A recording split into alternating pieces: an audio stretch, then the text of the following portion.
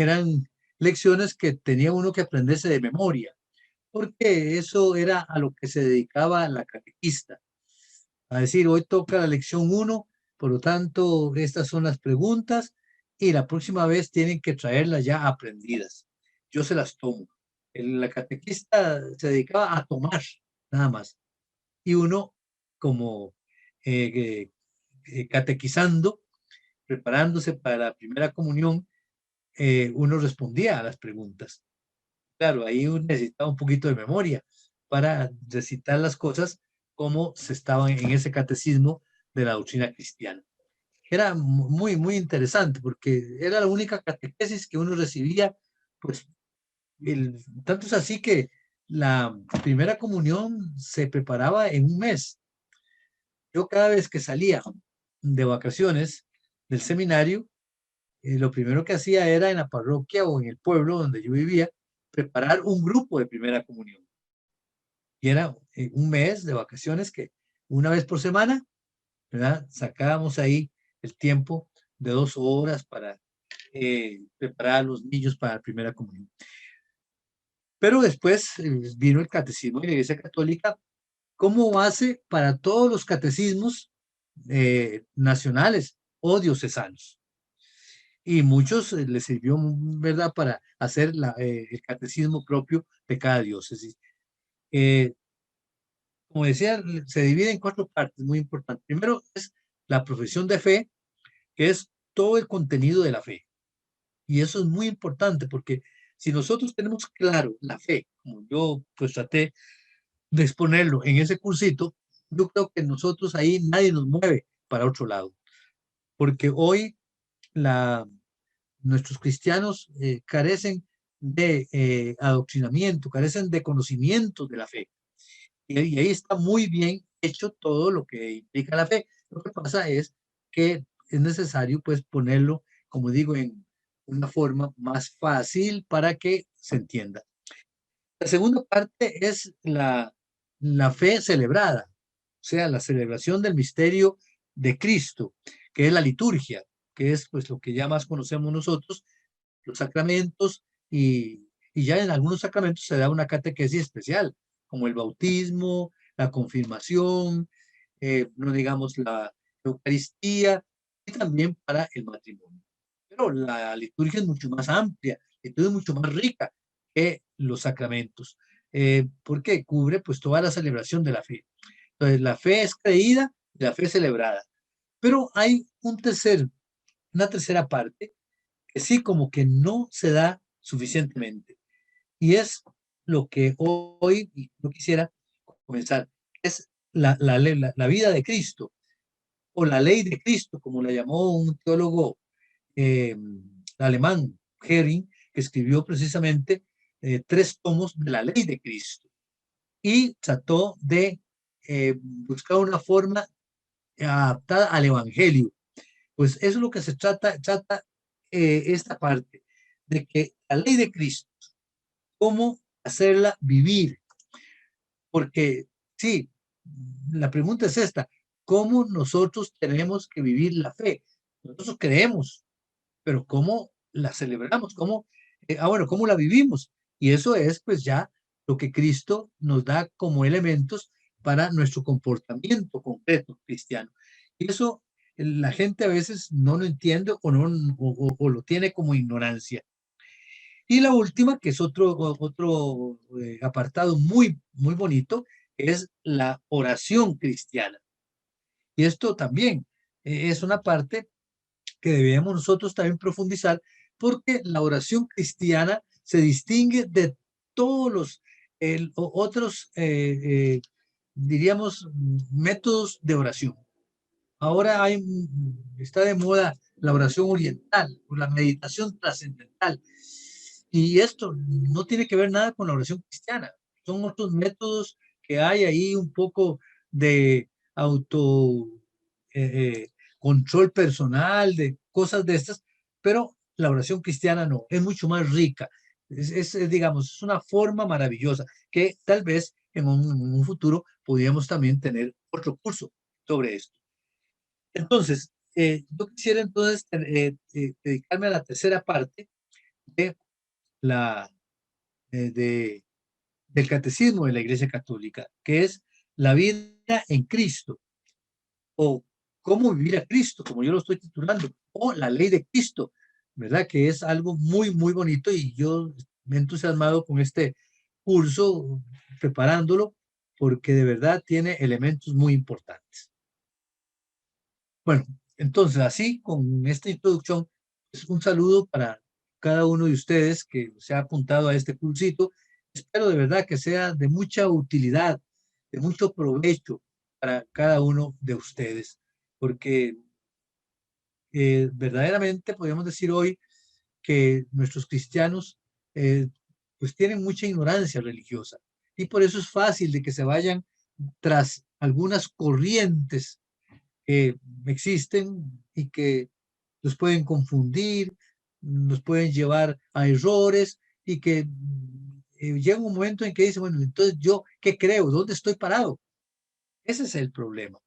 Pero si hay de verdad un conocimiento que sea básico de los elementos fundamentales de nuestro comportamiento cristiano a la luz de lo que Cristo quiere en el Evangelio, pues el asunto es diferente.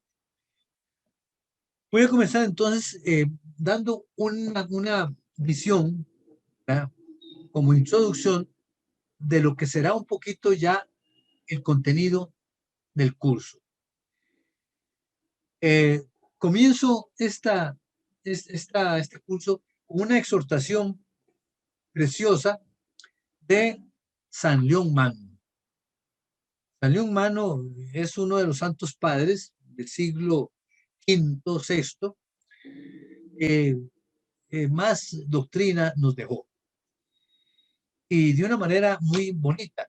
Por ejemplo, este párrafo o esta frase es clásica cuando nos dice el San León Magno: cristiano, reconoce tu dignidad, puesto que ahora participas de la naturaleza divina. No degeneres volviendo a la bajeza de tu vida pasada.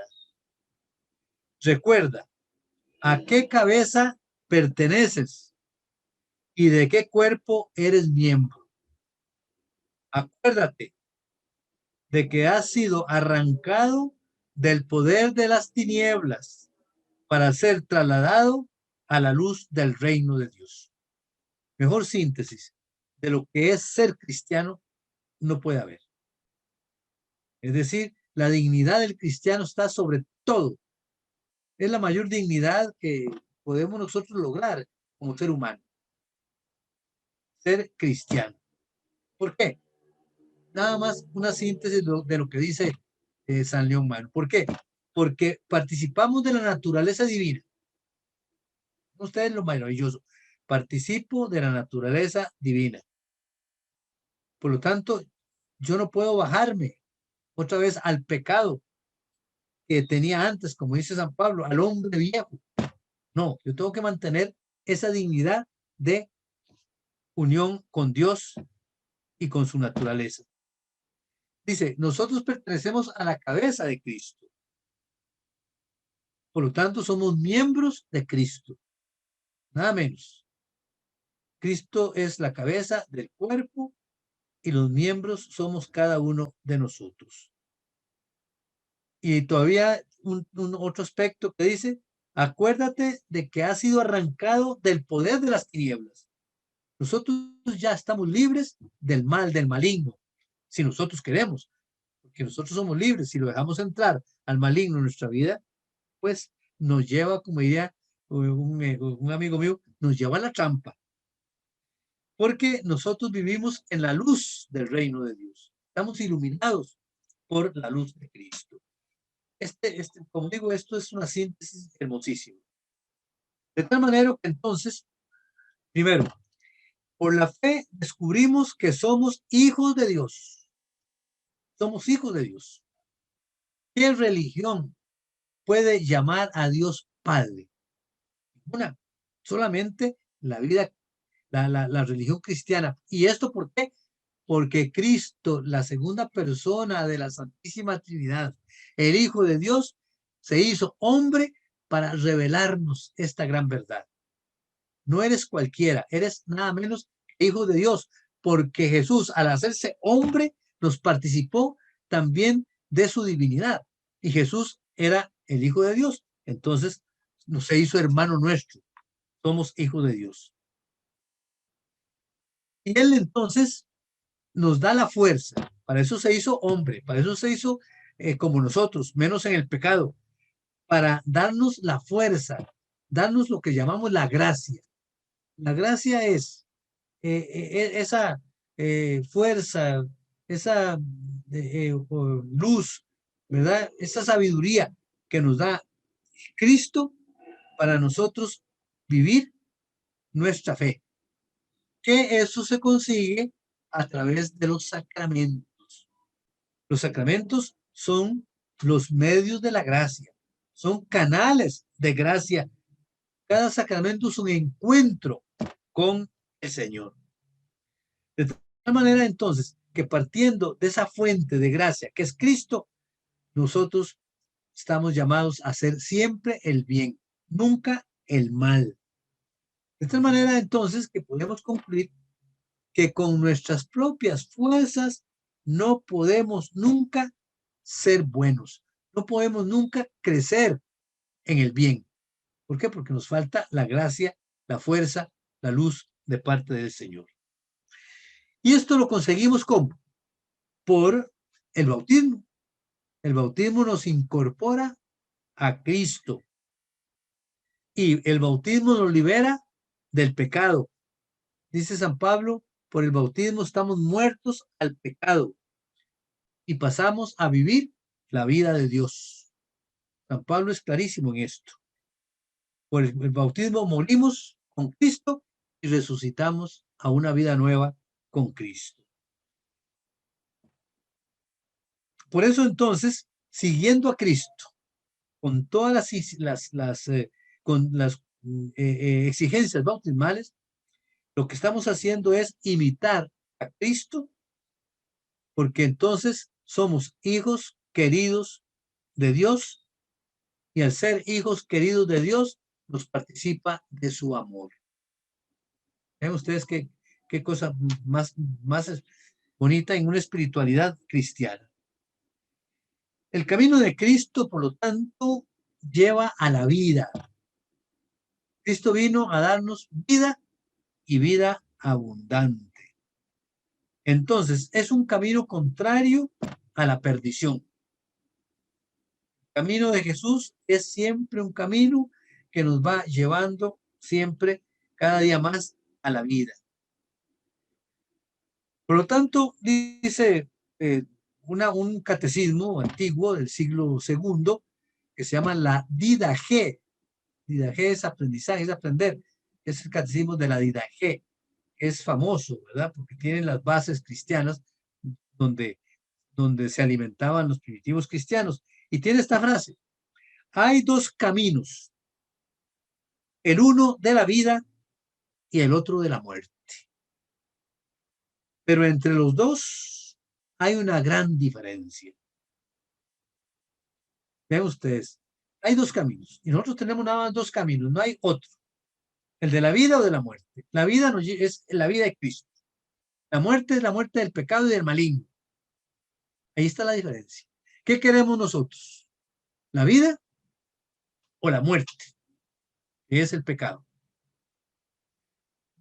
Entonces, de aquí se desprende la importancia que tiene las decisiones en nuestro comportamiento.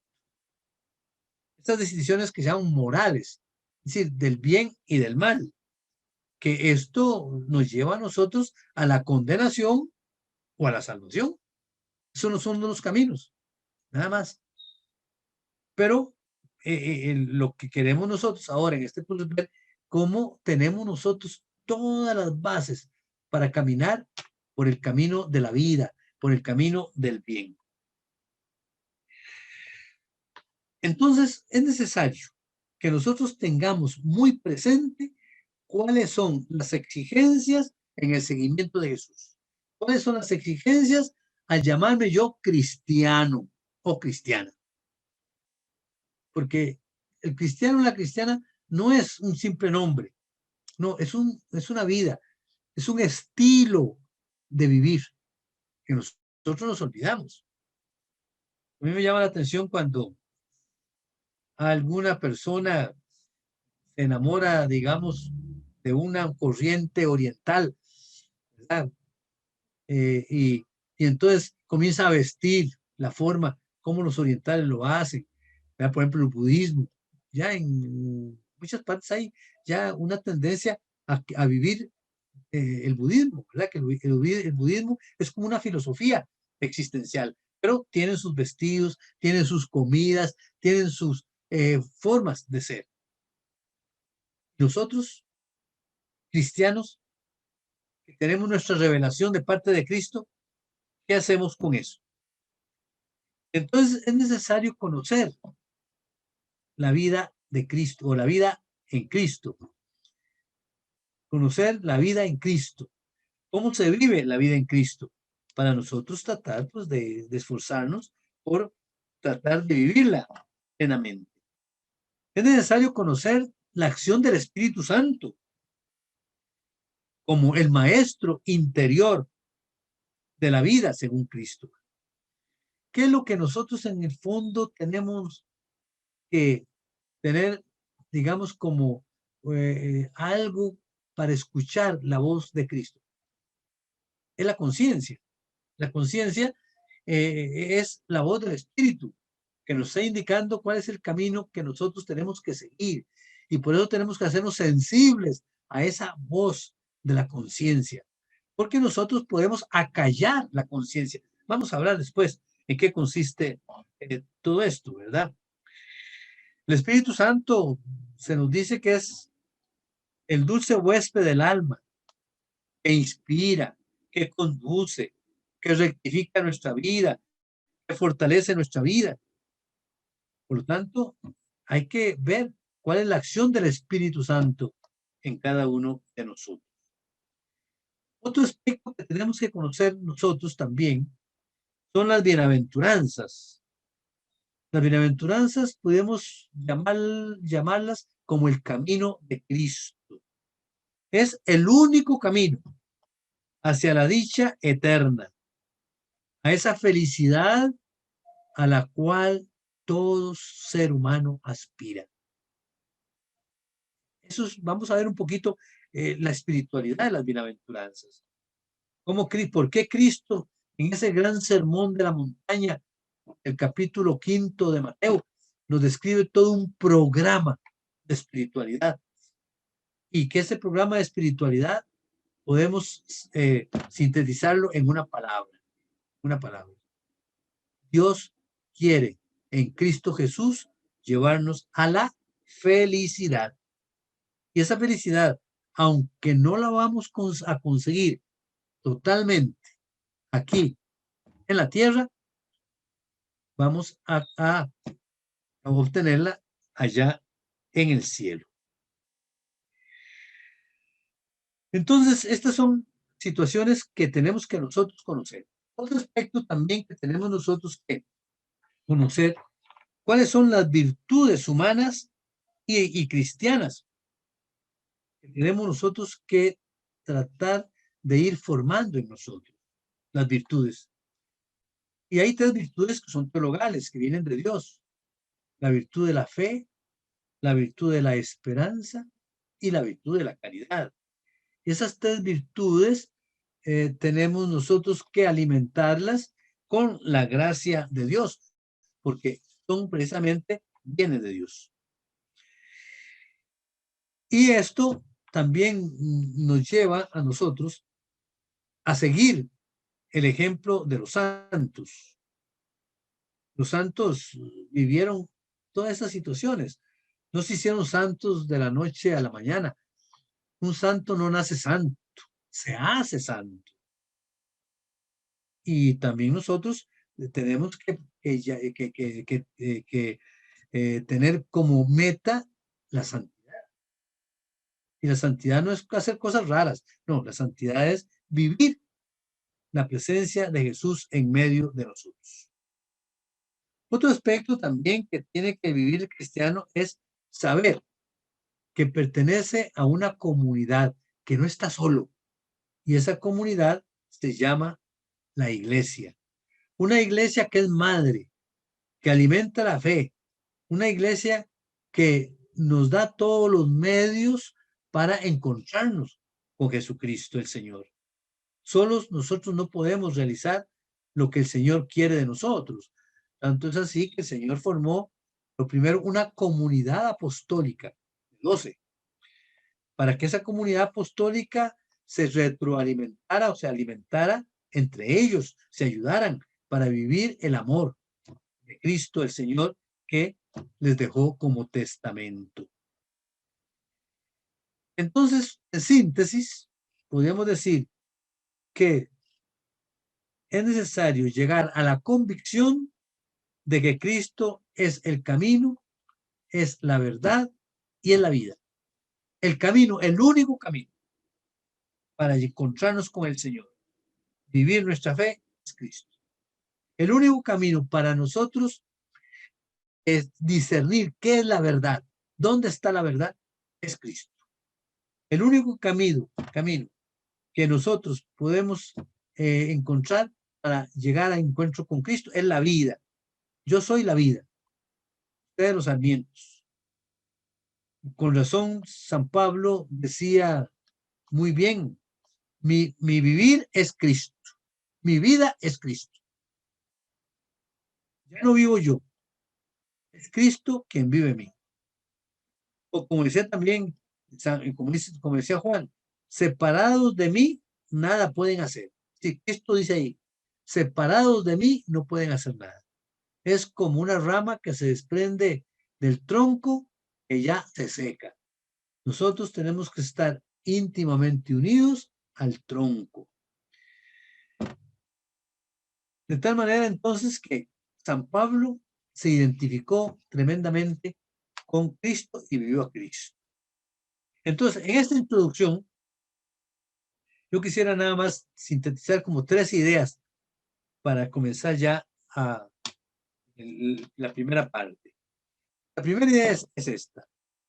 La dignidad del cristiano es ser hijo de Dios y participar de la naturaleza divina. Para eso contamos con la ayuda de Dios, que se llama la gracia, que recibimos de una manera especial a través de los sacramentos y de una manera especialísima en la Eucaristía. Segundo, por el bautismo estamos incorporados al cuerpo de Cristo y hemos muerto al pecado y vivimos para Dios en Cristo Jesús. Eso son frases de San Pablo en la Epístola a los Romanos. Tercero, el camino de Cristo lleva a la vida. Un camino contrario lleva a la perdición. Eso nos dice Mateo capítulo 7, versículos 13. Por lo tanto, hay 2 caminos. El camino de la vida o el camino de la muerte. Pero entre estos 2 caminos hay mucha diferencia. Es camino de Cristo, el camino del maligno.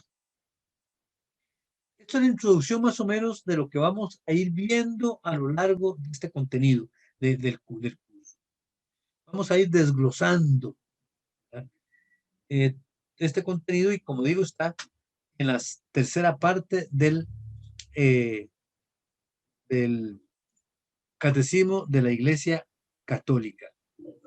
Esto es muy importante porque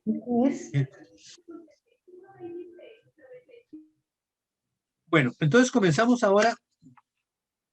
Ahora, si tienen algunas preguntas, pues lo vamos a hacer ahora despacito, y que avancemos un poquito.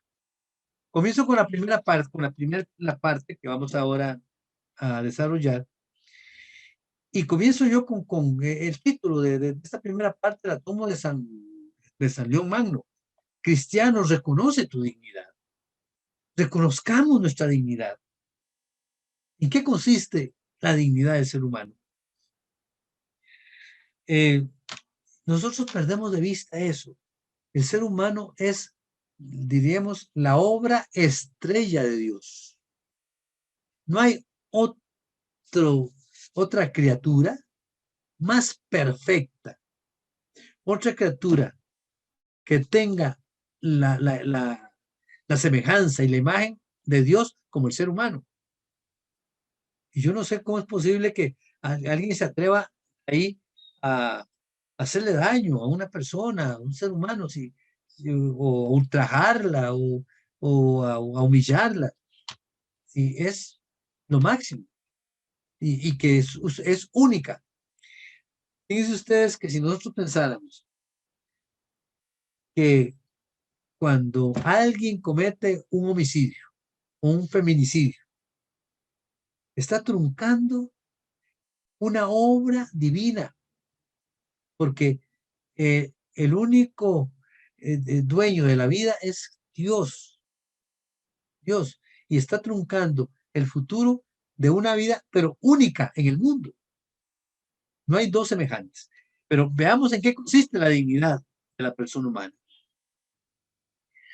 Podríamos afirmar, sin temor a equivocarnos, que todo ser humano tiene desde el primer momento una dignidad inviolable desde el seno de la madre. Ustedes, tenemos que aprender ese principio. Desde el seno de la madre, el ser humano tiene una dignidad inviolable, que no puede ser violada ni por la madre, ni por el padre, ni por un médico, ni por nadie, porque ya es un ser humano que está creciendo distinto totalmente de la madre, distinto de cualquier otro ser humano, único. La madre es el medio que Dios ha dado para que este ser humano se desarrolle. Entonces, eso es muy importante. ¿Y por qué esto?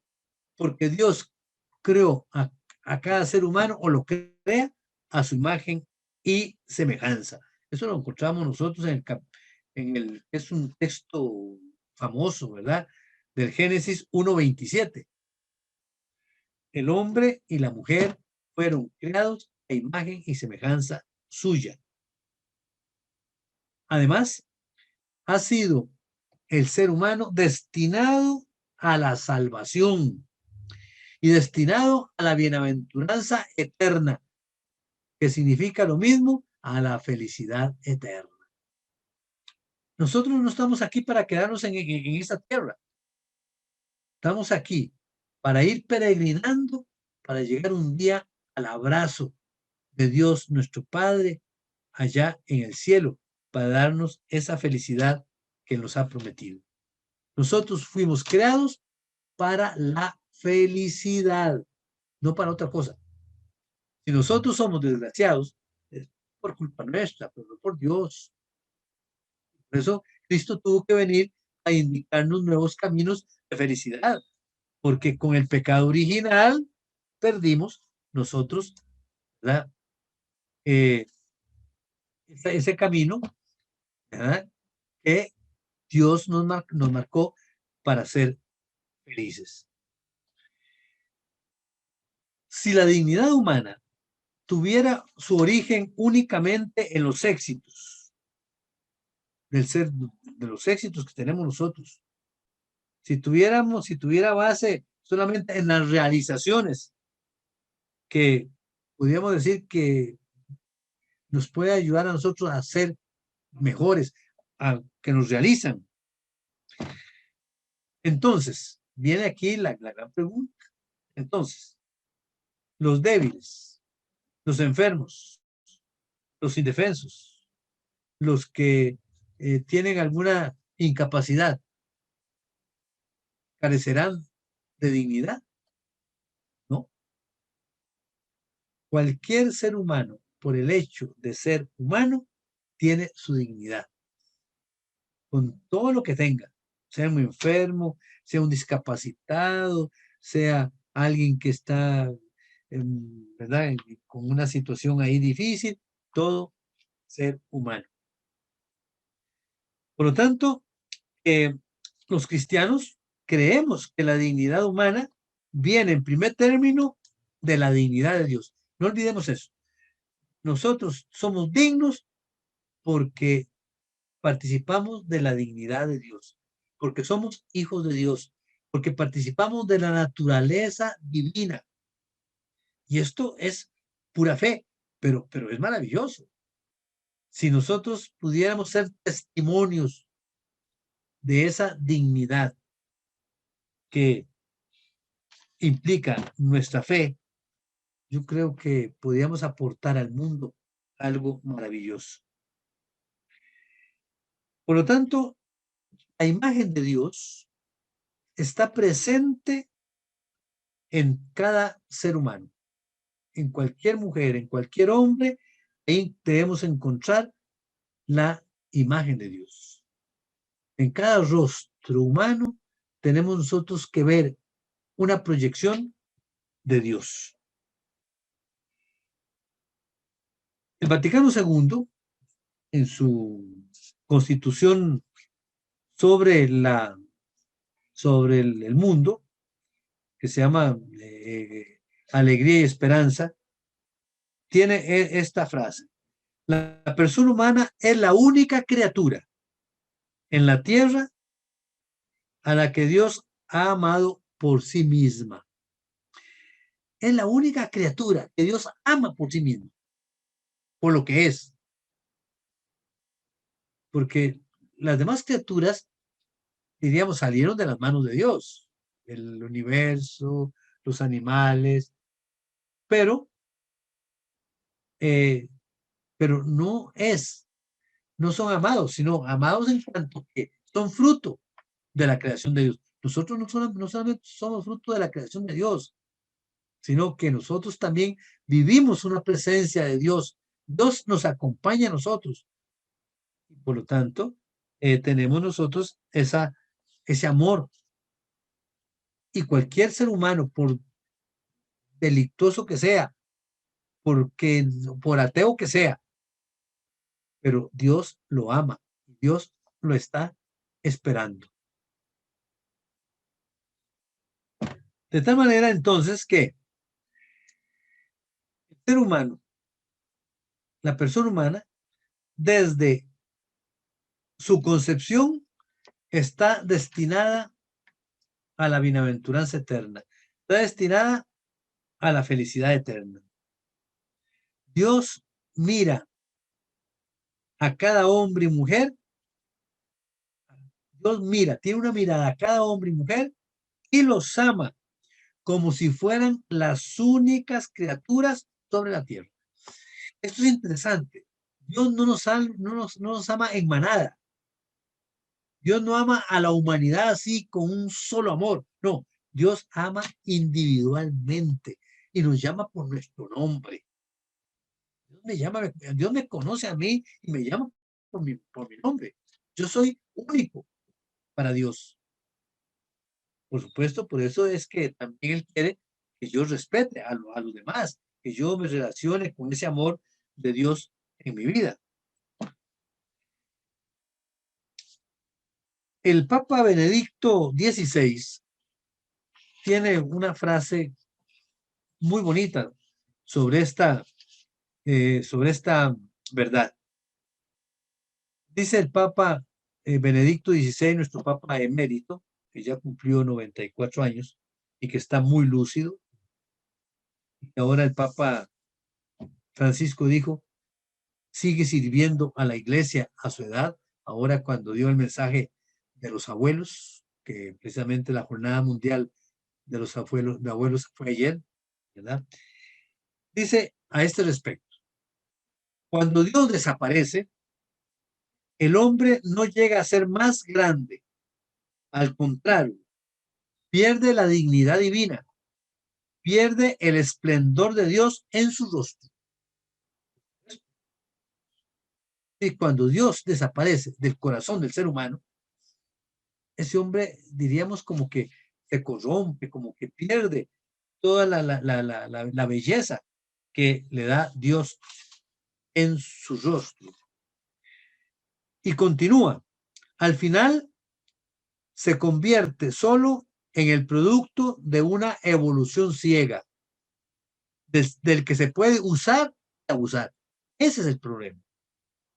Cuando uno pierde la dignidad del ser humano, entonces yo me doy la libertad de usar al ser humano como quiero, esclavizarlo, eh, eh, humillarlo, herirlo, porque a mí no me importa, ¿verdad? O abusar de él para mis intereses, por supuesto. Eso es precisamente lo que ha confirmado la experiencia de nuestra época. No necesitamos nosotros demostrar esto.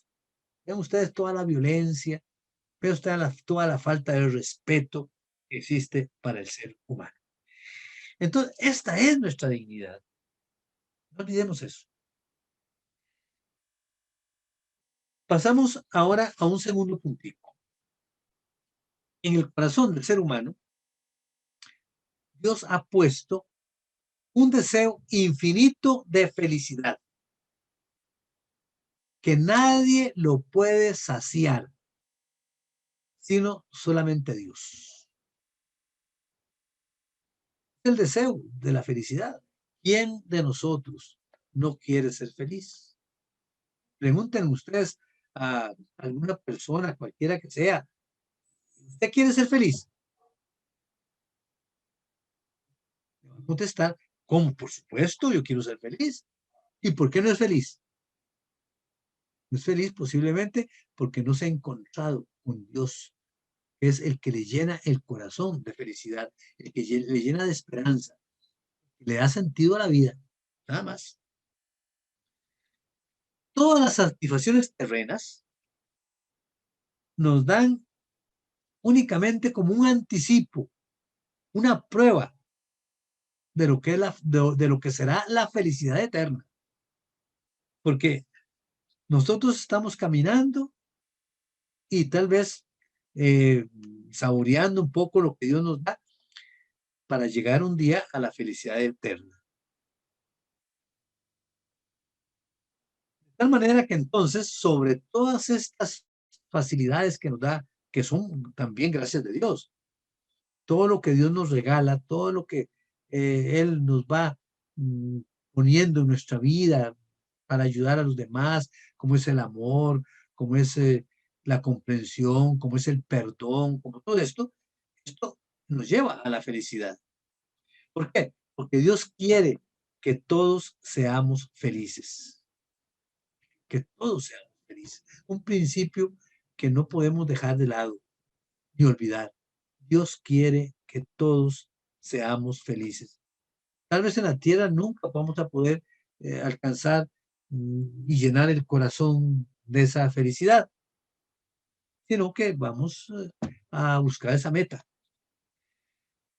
Entonces, eh, ¿dónde está esa esperanza de ser felices? Está en la comunión con Dios, que vive en el fondo del alma de cada persona. Esto nos dice un hermano. Este hermano Roger tiene una historia muy bonita. Él era protestante. Él fundó un centro de oración ecuménica en Francia y llevaba, y todavía sigue funcionando, llevaba muchachos y muchachas, sobre todo para la juventud, muchachos y muchachas, y los concentraba allá en un centro para enseñarles a orar. Pero esa oración, una oración ecuménica, una oración cristiana, una oración que, y el método de oración era maravilloso, ¿verdad? Los hacía encontrarse con Cristo. Y aquí de Costa Rica, pues han habido muchas becas y hay muchos muchachos aquí de Cartago, creo que dos, son 6 meses de estar ahí con muchachos y muchachas de todo el mundo. Eh, y qué interesante, porque ya al final de su vida, bueno, no tanto al final, a los 60 años por ahí, optó por hacerse sacerdote católico. El gran hermano Roger Schutz. Y él dice eso, que la felicidad está en la comunión con Dios, que vive en el fondo del alma de cada persona. Y es cierto, es cierto. Aunque un ateo diga, yo no creo en Dios, para mí Dios no existe, todo esto, sin embargo, en el fondo de su alma hay un anhelo, un anhelo. Y hay muchos que, que a última hora se han convertido, ¿no? Ahora me encontré con un mensaje de un sacerdote mexicano, muy interesante porque era un muchacho pues, bueno, de una familia católica, pero entró a la universidad y se metió ahí con un grupo comunista. Y entonces saben ustedes que el comunismo es ateo. Y comenzaron a meterle pues, todo lo que es el sistema, la doctrina comunista atea, atea, que Dios no existe, que no, que eso es invento de la Iglesia Católica. Imagínense ustedes, ¿verdad? El susto, o el susto no, la impresión que se llevaron los papás cuando se dieron cuenta de que este muchacho se había metido, ya era comunista y estaba como líder de un partido, de un grupo comunista en la universidad, y además ya no creía en Dios. No creía en Dios. Pero el, la oración es poderosísima. La mamá siempre rezaba, ¿cómo es posible que mi hijo, después de que vivió en su infancia, en su adolescencia, en su parte de su juventud, todo el espíritu divino que vivimos en la iglesia, en la Eucaristía, con los sacramentos, ahora, ateo? Sí, imposible, no les pasaba por la cabeza. Para ellos era tremendo. Pero la mamá seguía orando, orando. Bueno, en un momento dado, llegó un momento en que se encontró con un sacerdote y, y él decía, yo tenía un vacío, yo tenía un vacío, que ya el Partido Comunista ya no me satisfacía, yo veía que las cosas no eran tan bien, entonces fui a desahogarme con, con el sacerdote y le conté, dice, la respuesta que me dio después de que me oyó, me escuchó, me dijo, no te preocupes, te voy a hacer santo. Dice, y yo me quedé, dice, pensando, ¿cómo me va a hacer santo si no creo en eso? Pero después le comenzó a dar vuelta. ¿Qué significa ser santo? ¿No será lo que mis papás me trataron de ayudar para vivir? ¿Qué pasó? Y así fue masticando todo ese pensamiento, ser santo, ser santo, ser santo. Cuando siguió después, donde el padre lo llamó y le dijo, mira, quiero, y así, cuando llegó un momento en que sin que los padres, pues, lo supieran que él estaba en ese proceso de conversión, de nuevo, de conversión, un día llega y le dice a los papás, vean, yo voy a entrar al seminario, pero voy a entrar con una idea. Dice, a ver si realmente me comprueban que Dios no existe. Claro, pero ¿cómo te se ocurre? Eso no. Bueno, pero yo voy a ir con esa idea. Dice, y yo entré con esa idea, voy a estudiar todo lo que en el seminario me dan para ver si Dios no existe. No, después ya dice que ante el Santísimo Sacramento del altar, él se convenció de que no, de que él estaba totalmente equivocado y siguió la carrera sacerdotal y hoy surgió porque él es muy devoto de la Eucaristía, como debemos ser nosotros los sacerdotes. Y ahora por la pandemia dice que él se portó como un sacerdote rebelde, porque el obispo de la diócesis mandó de que se cerraran todas las iglesias. Y él dijo, no, mi iglesia yo no la cierro. Al contrario, voy a tener expuesto el Santísimo todo el día para que la gente que quiera venga a orar. Dice, y eso era, dice, mi apostolado ahora en esta situación de pandemia. Y gracias a Dios, mucha gente me lo agradeció. Eso es una conversión tremenda de un hombre que puede llegar a perder la fe, pero luego la recobra. Y son de aquellos que una vez recobrada la fe, se vuelven, ¿verdad? Unas personas de edad, pero creyentes totales, son los conversos. Hay un libro de francés en Francia que se llama Los grandes conversos del siglo XX. Son como 20 personalidades que en el siglo XX se convirtieron, ¿verdad? Eran literatos, filósofos. Por ejemplo, aquí tengo uno que se llama Blaise Pascal, ¿verdad? Es el famoso filósofo francés que después de su conversión se hizo un fiel católico. Entonces, copié esta frase de él.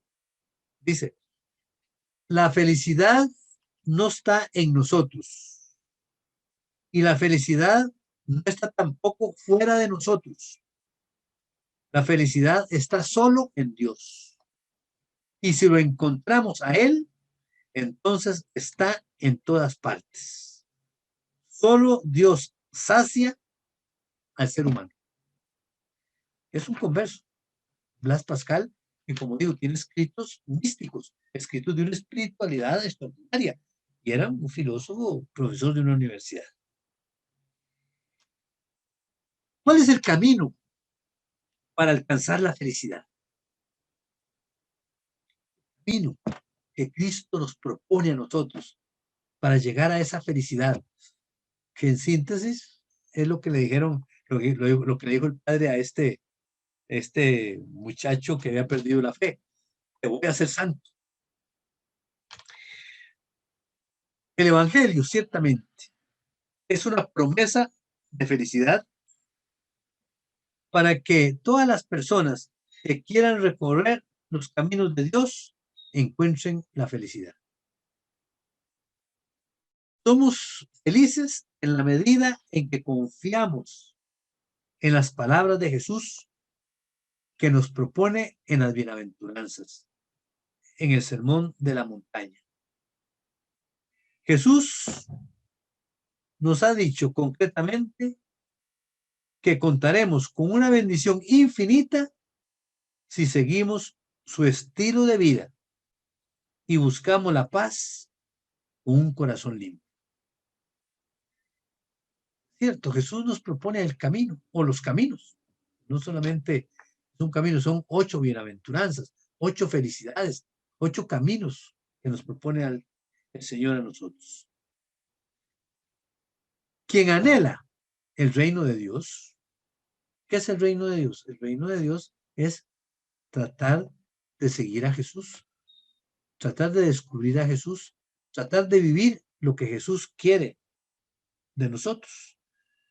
Entonces, quien anhela el reino de Dios tiene en cuenta la lista de las prioridades de Jesús. Interesante, yo tengo una conferencia que siempre doy a los sacerdotes cuando les doy ejercicios espirituales. Se llama Las prioridades de Jesús. Porque yo les digo a los sacerdotes, si nosotros vamos a representar a Jesús, si nosotros actuamos en la persona de Jesús, ¿cómo no vamos nosotros a tener las prioridades de Jesús?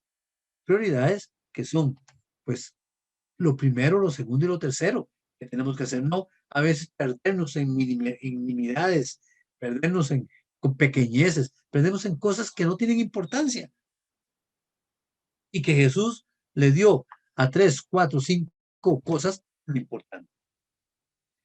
Por lo tanto, nosotros también tenemos que tener en cuenta esas prioridades de Jesús.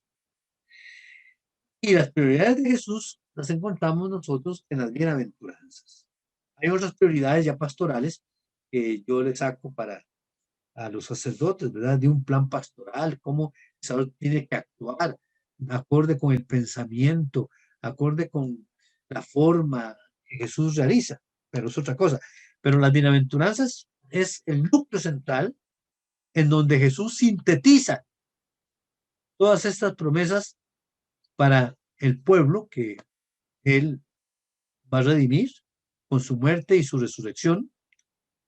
Ahí nos ofrece su programa de vida. El Hijo de Dios que se hace pobre para compartir nuestra pobreza. Se alegra con los que están alegres y llora con los que lloran. Jesús no recurre a la violencia, sino que ofrece la otra mejilla. Tiene misericordia, siembra la paz y con ello muestra el camino más seguro hacia el cielo. Esto es el camino que vamos nosotros a ver un poquito para alcanzar esa felicidad que el Señor nos propone.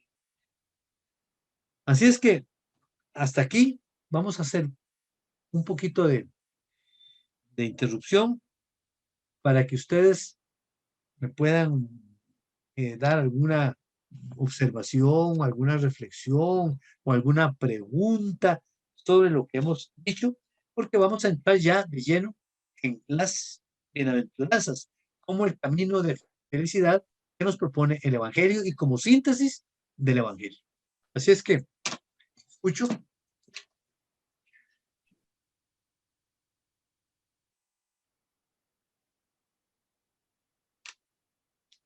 He estado claro, sí.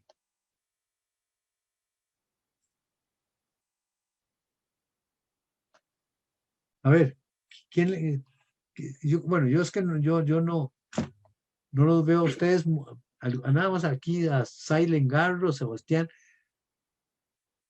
pero ¿qué dicen ustedes? Yo no escucho.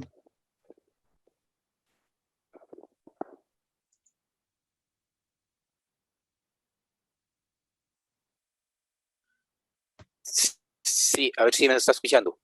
Sí, sí, ahora sí te escucho, sí. Ok, gracias, padre, gracias, monseñor. Usted mencionaba ahí a lo largo de su amplia explicación, y dicho sea de paso muy profunda, de dos caminos, un camino del bien y un camino del mal. Yo siento, monseñor, que hoy nosotros tenemos que hablar de tres caminos, porque existe dentro de existe una gran porción en la población católica y no católica que no son ni de Dios ni le pertenecen al maligno, que caminan un rato con uno y caminan un rato con el otro. A través de los años, ya yo tengo muchos años, ya soy una persona adulta, he trabajado bastante con jóvenes, con adultos, en diferentes edades, y la persona insegura es la más difícil de convencer. La que un ratito acompaña a Jesús, pero otro ratito acompaña al maligno. Y yo siento que dentro de todos los programas que nosotros tenemos, esa población la estamos dejando a un lado. La estamos dejando a un lado porque es más fácil convertir, como usted mencionaba hace un rato, aquella persona que era ateo, que de un momento a otro dijo sí, es más fácil que el que está inseguro. Entonces, dentro de los caminos que usted menciona, me parece que debemos de mencionar un tercer camino o de intentar ustedes con su sabiduría prepararnos una formación para las personas que, como dicen en nuestro pueblo, no somos ni chicha ni limonada. Saludos y abrazos, monseñor. Muchas gracias.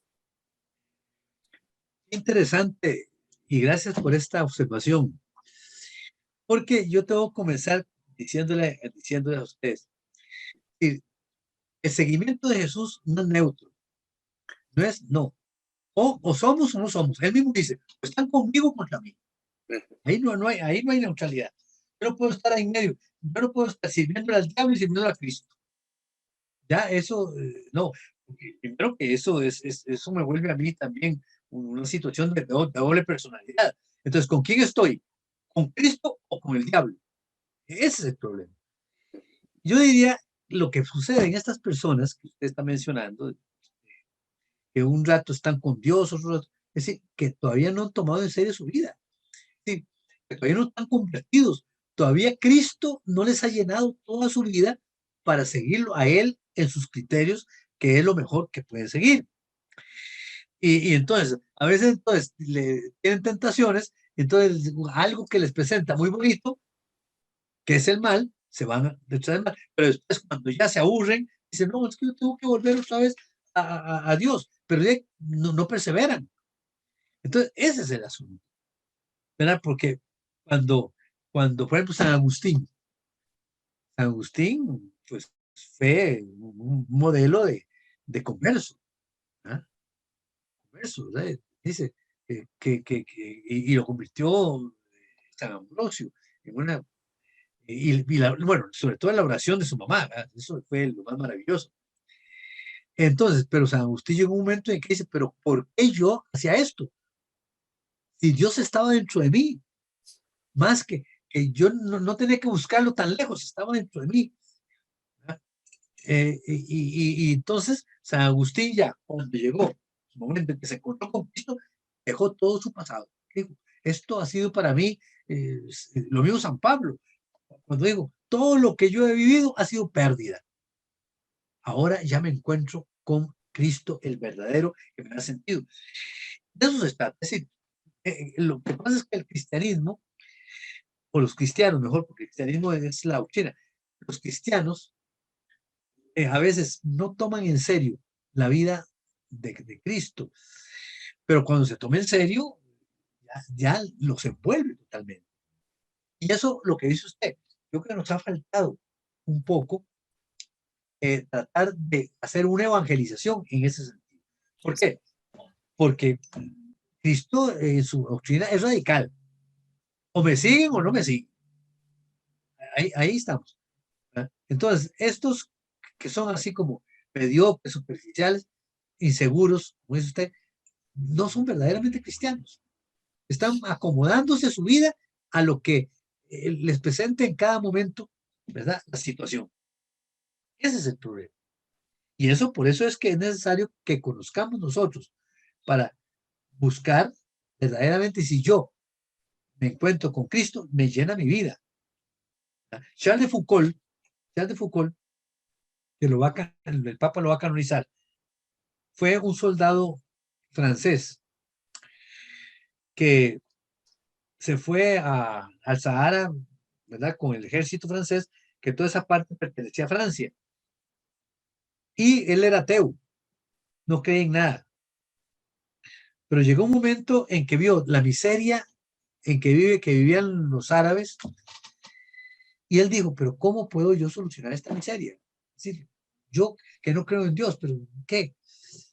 Y descubrió que solamente el amor podía él solucionar. Entonces se fue a hacer un retiro a un monasterio Cartujo, a Francia, con la idea de buscar a ver si en el cristianismo encontraba una forma de cómo ayudar mejor a aquellos pobres, ¿verdad? Perseguidos, gente. Y realmente ahí se encontró con un director espiritual, con una...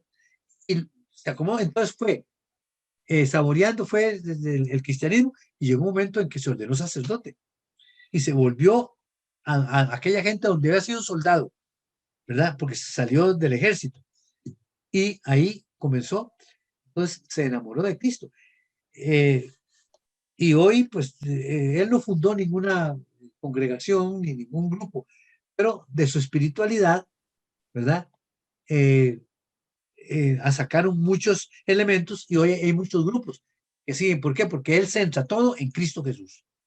Cristo Jesús es interesante. Hoy en el mundo se habla mucho de eso. Muchas veces nosotros nos hemos ido por las ramas y hemos olvidado el núcleo central, que es Cristo Jesús, y que no hemos sabido presentar a Cristo como debe ser. Ese es hoy la evangelización que se llama el querigma. Nosotros hemos olvidado el querigma, es presentar a Cristo con todo lo que implica la vida de él. Bueno, ¿hay alguna otra persona? Pero gracias por la observación. Con Muy mucho gusto. bonito. Gracias. Gracias a usted, padre. ¿Alguien más? ¿Alguna otra pregunta? ¿Alguna reflexión? ¿Algún pensamiento que les haya suscitado? Usted es don Manuel Siles, ¿verdad? Es correcto, yo soy Manuel Siles, sí, señor. ¿De dónde es? De Orosi. Ah, Orosi, ya qué bien, Sí, Orosi. sí, yo soy de Orosi. Bueno, no sé si hay alguna otra persona. Monseñor, ahí pusieron un mensaje. No sé si usted lo puede ver. No lo veo. Verá. Dice, Monseñor, esto que usted dice me da una gran esperanza porque me he sentido en muchos momentos de la vida poca cosa, ya sea porque he permitido que me lo hagan sentir o porque yo he elegido sentirme así, lo escribió Sailén Garro. Ajá. Bueno, es interesante, ¿verdad? Porque cuando uno llega, ¿verdad?, a madurar en la fe y sobre todo entiende la fe que le da todo sentido a la vida, cualquier situación que uno viva siempre lo enfoca a la luz de la fe. Y la pregunta es esta: ¿qué es lo que Dios quiere decirme en esta realidad? ¿Por qué? Porque nosotros somos seres humanos y podemos sufrir cualquier situación que le corresponda a cualquier ser humano. Eso, y podemos caer en lo peor, en lo más bajo. ¿Cómo? ¿Por qué? Porque somos seres humanos, seres humanos pecadores. A mí me llama la atención porque cuando yo leo la vida de los santos, todos los santos se consideran pecadores. Y precisamente la lucha de él es contra el pecado, es contra el mal. No quiere decir que sean grandes pecadores, ¿verdad? Pero siempre nosotros somos pecadores. ¿Por qué? Porque no estamos acorde con todo lo que Dios quiere de nosotros. Entonces, esa es la lucha, ese es lo que llaman el combate. Tenemos contra el mal.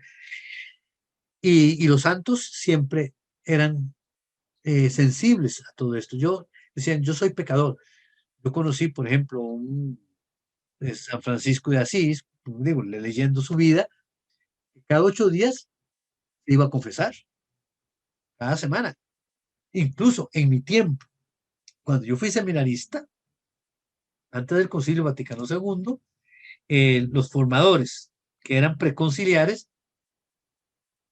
todos los sábados teníamos confesiones y todos los padres se ponían ahí a la orden para que todos los seminaristas, ¿verdad?, fuéramos a confesarnos. ¿Por qué? Porque ellos decían, es que la gracia de Dios tiene que venirnos y aprovechar al máximo a través del sacramento de la reconciliación, que nos apoya, que nos fortalece para ir nosotros creciendo en esa gracia de Dios.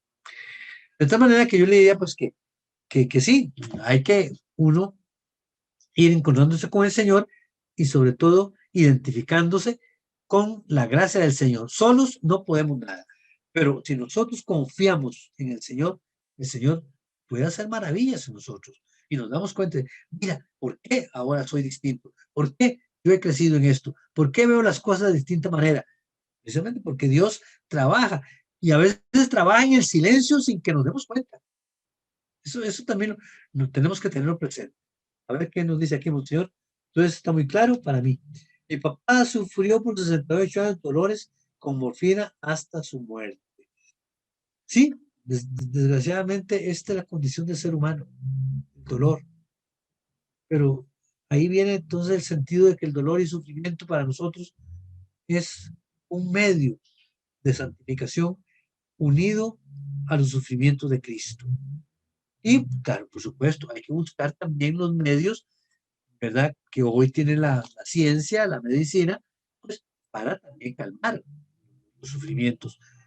Pero que nuestros sufrimientos estén unidos a la pasión de Cristo, porque la cruz es parte de nuestra vida. No podemos olvidar nosotros la cruz de Jesucristo, que también es un camino de santificación. Esto es muy importante. Y como digo, nosotros podemos perfectamente sufrir lo que todo el mundo sufre. Pero pero nosotros le damos una orientación diferente.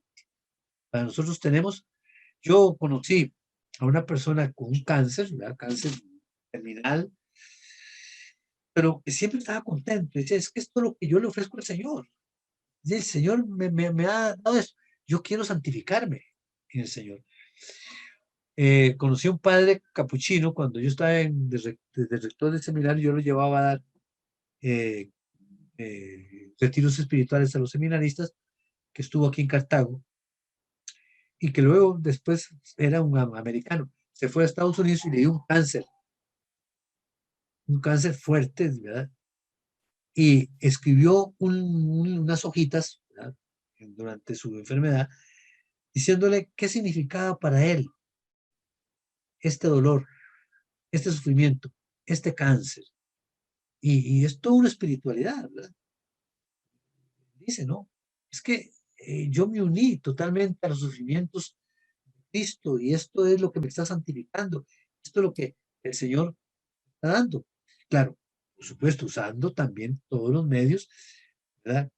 Aunque algunos dicen, no, yo quiero, ¿verdad?, ofrecerle el sufrimiento así, crudo.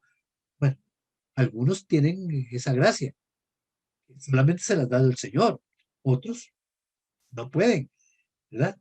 Entonces, bueno, es necesario entonces aprovechar los medios tecnológicos, ¿verdad?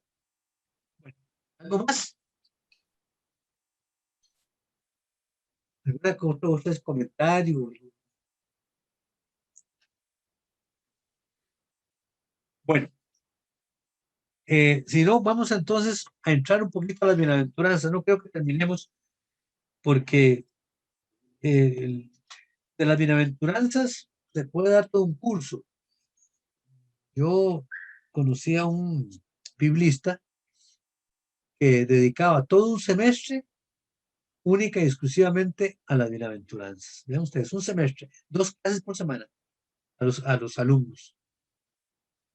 De manera que yo lo que quisiera nada más en este curso de darles una pruebita a ustedes para que vean el significado que tienen las bienaventuranzas ya aplicadas, ¿verdad?, a una vida espiritual, a una vida cristiana. Y es lo que el Señor nos pide a nosotros cada día. Vamos a ver después, por supuesto, los mandamientos, qué significan, pero, pero, pero primero lo que Jesús nos pide a nosotros. Porque Jesús es el nuevo legislador, ¿verdad? Jesús es el nuevo Moisés. Moisés recibió los mandamientos, los 10 mandamientos para la humanidad de parte de Dios. Y Jesús nos propone a nosotros, sin negar el decálogo, ¿verdad? Jesús no niega nada. Jesús dice, no, no he venido a abolir la ley, sino al contrario, he venido para perfeccionarla. Y esos son las bienaventuranzas. El cristiano no es alguien que dice, yo cumplo los 10 mandamientos y con eso me contento. No, eso es para todo ser humano.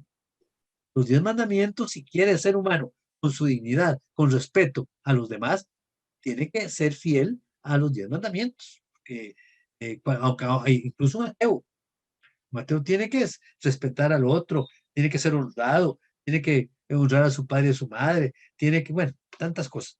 Entonces, Cristo centra su vida en las bienaventuranzas, que como son con los caminos de felicidad, están en capítulo 5, Mateo 5, 1 al 12. Mateo capítulo 5, versículos de 1 al 12. Ahí tienen ustedes, y ojalá que ahora cuando hagamos esta reflexión, vayan a la Biblia ustedes y la lean despacito, ¿verdad? Para que vean ustedes lo profundo que es cada bienaventuranza. El 5 de enero, voy a citar aquí y comenzar con una cita del Papa San Pablo VI. San Pablo VI, el 5 de enero de 1964, hizo la primera visita de un papa a Tierra Santa. Y concretamente en Nazaret pronunció una homilía lindísima, en donde, bueno, la pronunció en la Basílica de la Anunciación en Nazaret. Y después de hablar de la vida oculta de Jesús, ¿verdad?, la vida oculta de los 30 años que vivió en Nazaret, También Jesús se refirió entonces al mensaje de los bienaventuranzas. Y entonces yo rescato los siguientes pensamientos que nos dice el Papa como introducción a esta reflexión que quiero compartir con ustedes. El Papa nos dice así: nosotros creemos, oh Señor, en tu palabra. Nosotros buscamos seguirla y vivirla. Ahora escuchamos su eco reflejado en nuestras almas de hombres de nuestro siglo. Y tú parece decirnos, ahora viene las bienaventuranzas, parece decirnos, bienaventurados nosotros, si con pobreza de espíritu supiéramos librarnos de la falaz confianza en los bienes económicos y poner nuestros primeros deseos en los bienes espirituales y religiosos. Y si tuviéramos para los pobres respeto y amor como hermanos y a imágenes vivas de Cristo. Y eso es lógico. Hoy en el mundo lo que priva es el dinero, es buscar el dinero, ser, ¿verdad? Eso es lo que sucede mucho. Y en esta bienaventuranza es la primera. Continúa el Papa: bienaventurados nosotros, si educados en la mansedumbre de los fuertes, supiéramos renunciar a la triste potencia del odio y de la venganza. Y si tuviéramos la sabiduría de preferir a la amenaza de las armas, la generosidad del perdón, la alianza de la libertad y del trabajo, la conquista de la bondad y de la paz. Son pensamientos muy bonitos que va dando el Papa. Sigue el Papa: bienaventurados nosotros si no hiciéramos del egoísmo el criterio directivo de la vida y su objetivo el placer, sino que supiéramos descubrir en la sobriedad una energía, en el dolor, un manantial de redención, en el sacrificio, el vértice de la grandeza. Son cosas que hoy se están viviendo, y esto fue en el año 64, que ya se perfilaba un mundo secularizado, un mundo apartado de Dios.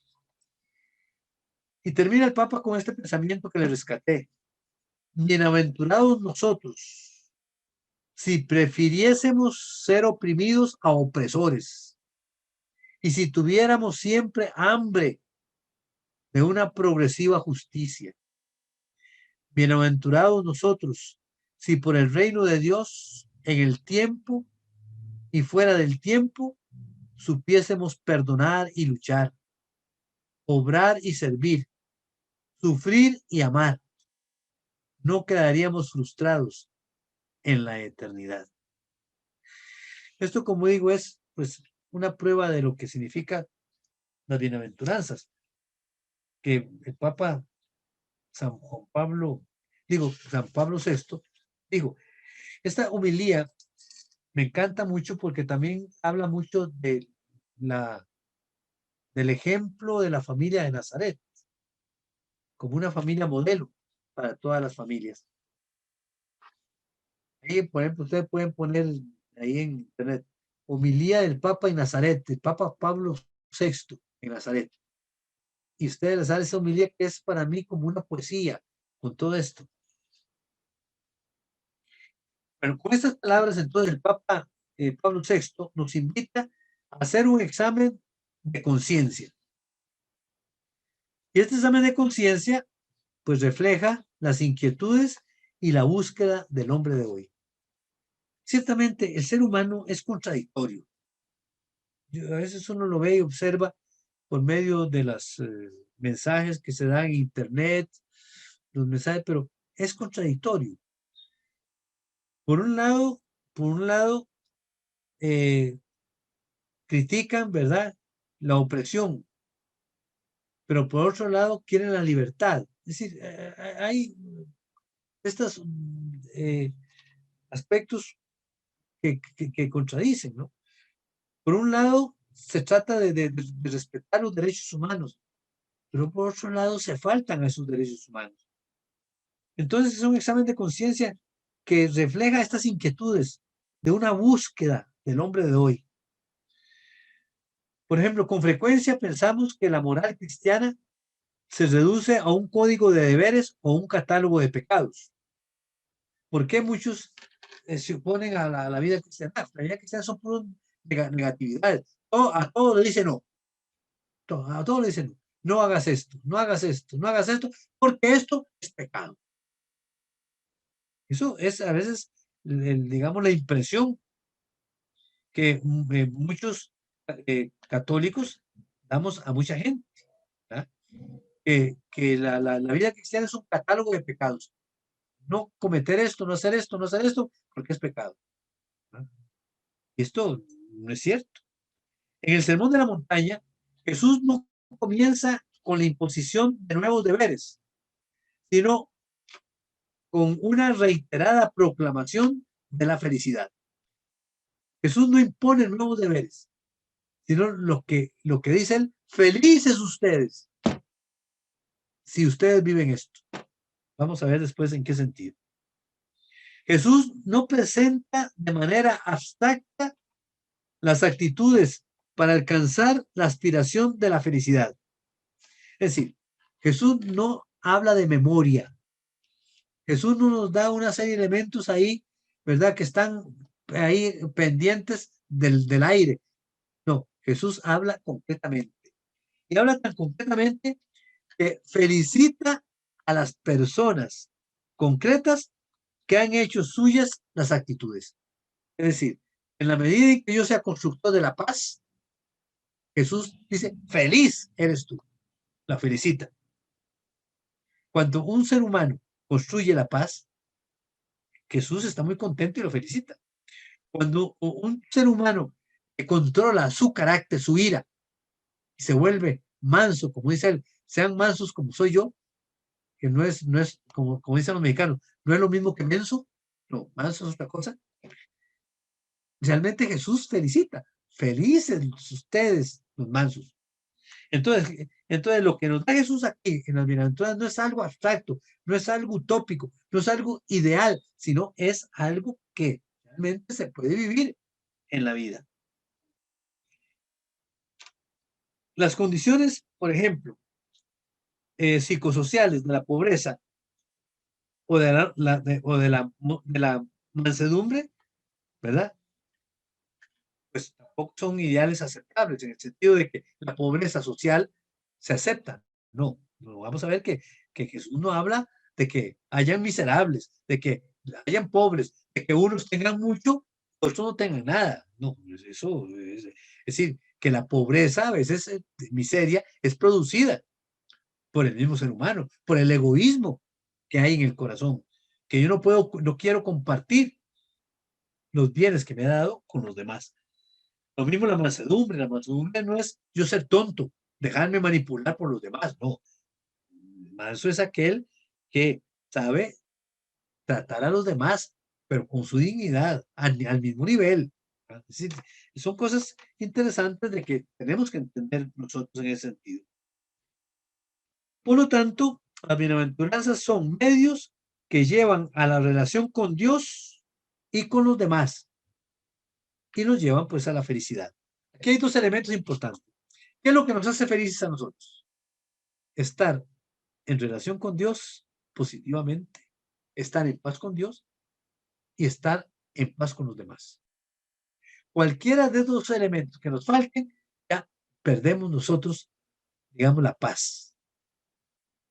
Y eso es lo que quiere Jesús, ¿verdad? Que nosotros sepamos cómo vivir en relación con Dios y en relación con nuestros hermanos.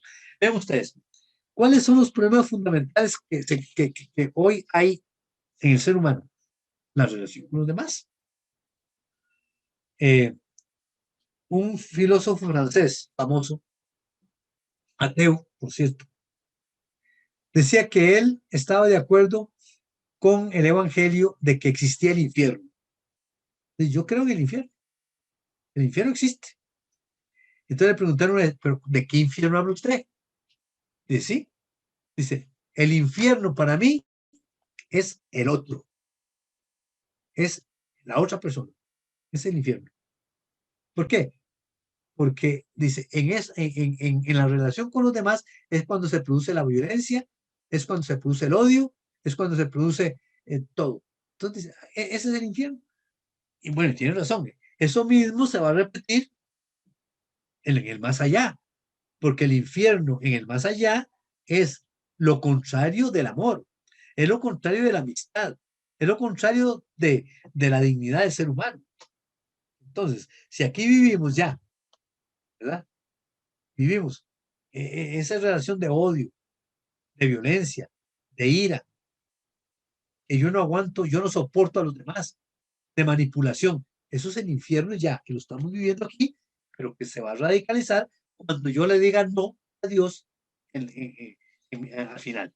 Eso es, y Cristo quiere enseñarnos a vivir. La escuela de Jesús es para enseñarnos a convivir como hermanos, como una verdadera familia. Y esas son las bienaventuranzas. Entonces, la intención de Jesús con las bienaventuranzas es enseñarnos cómo hemos de comportarnos nosotros en nuestra vida, en relación con Dios y en relación con los demás. Porque no podemos nosotros tener una relación auténtica con Dios si esa relación no se pone en práctica con los demás. O al revés, si yo no puedo tener una relación auténtica con los demás, si yo no saco la relación también con Dios, que quiere que estos sean mis hermanos. Esa es la situación, eso es correlativo, ¿verdad? Y por eso las bienaventuranzas nos indican eso. Por otra parte, toda bienaventuranza tiene un sentido de alegría, de felicidad y de felicitación. Eso es lo que quiere Cristo. El que cumple una bienaventuranza, el que la vive, mejor, porque cumplir es como, no, es el que la vive, es la persona alegre, es la persona realizada, es la persona feliz. Y esto no es nuevo. Cristo no inventó nada. Esto venía ya en la revelación del Antiguo Testamento. Por eso las bienaventuranzas formaban parte en la tradición del pueblo judío y se reflejan muchísimo a lo largo de los libros, por ejemplo, del Éxodo, del libro de los profetas. Encontramos nosotros ahí una serie de recuerdos de que Dios quiere para el ser humano la felicidad y la bienaventuranza.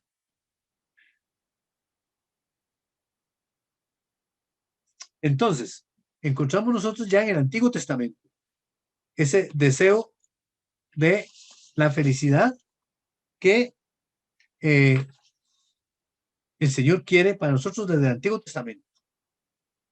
A veces, por ejemplo, en el Antiguo Testamento felicitan al que se deja guiar por la sabiduría. Dice los Proverbios, el libro de los Proverbios es un libro muy bonito, que es un libro de la sabiduría. Dichoso el hombre que ha encontrado la sabiduría y el hombre que alcanza la prudencia y la felicidad. Entonces, la sabiduría y la prudencia es la bienaventuranza. ¿Ah? Dichoso, es la dicha. En otras ocasiones se proclama dichoso al de conducta intachable. Dice, por ejemplo, el Eclesiástico. Dichoso el hombre que no ha faltado de palabra ni sufre remordimiento por sus pecados. Dichoso aquel cuya conciencia nada le reprocha, ni ha perdido la esperanza. Esto lo pueden ver ustedes. Bueno, Proverbios 3, está Proverbios, el capítulo 3, versículo 13. Y Eclesiástico, capítulo 14, versículo 1 y siguientes. También se atribuye la felicidad o la bienaventuranza al que ha practicado la compasión con el necesitado. El que ayuda a los demás es también bienaventurado, es feliz. Dichoso el que se cuida del débil y del pobre, dice el Salmo 41. Y muchos salmos proclaman la bienaventuranza como una dicha. Si ustedes leen los salmos, cada rato dice dichoso, dichoso. Es decir, hay muchos salmos que tratan la bienaventuranza. Pero para el cristiano, Jesús es el modelo, el motivo y la clave de toda bienaventuranza. Jesús es el bienaventurado por excelencia. Es el que nos enseña cómo ser bienaventurados. Por lo tanto, quien cree en Jesús y lo acepta como Señor y Mesías, es bienaventurado. El que cree en Jesús y lo acepta como Mesías, como Salvador, Mesías significa Salvador, es bienaventurado. De tal manera que el bienaventurado es quien acoge el reino de Dios que Jesús proclama con su mensaje y lo encarna en su vida.